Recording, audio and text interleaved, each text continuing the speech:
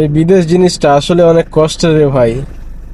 আজ এখানে তো কাল ওখানে, সাপ্লাই কোম্পানি বা ফ্রি ভিসার যারা লোক থাকে সৌদি আরবে একমাত্র তারাই জানে এটার কষ্ট বা এটার কি যন্ত্রণা। হ্যাঁ, এখন আমি রিয়াদ থেকে যাচ্ছি আল খারিজ, প্রায় 100 কিলোমিটার।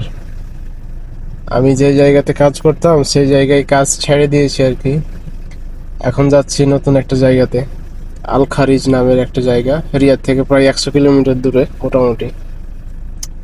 মনে শান্তি নাই, ভালো লাগে না, কিছু ভালো লাগে না ভাই। না আছে আকামা, না আছে বৈধতা, না আছে কোনো নির্দিষ্ট একটা কাজের স্থান। আজ এখানে তো কাল ওখানে। মনের ভিতরের অবস্থাটা একমাত্র আল্লাহ আর আমি ছাড়া আর কেউ জানে না, বুঝছেন? তো যাই হোক, আলহামদুলিল্লাহ আমার চাইতে অনেক মানুষ খারাপ অবস্থায় আছে। আমি আলহামদুলিল্লাহ সুস্থ আছি, আল্লাহ ভালো রাখছে। তবে মনের অবস্থা খুব একটা বেশি ভালো না।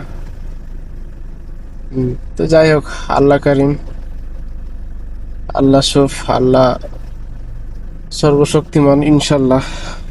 কষ্ট করি, কষ্ট করি, কষ্ট করতে করতে হয়তো বা একদিন সুখের দেখা পাবো।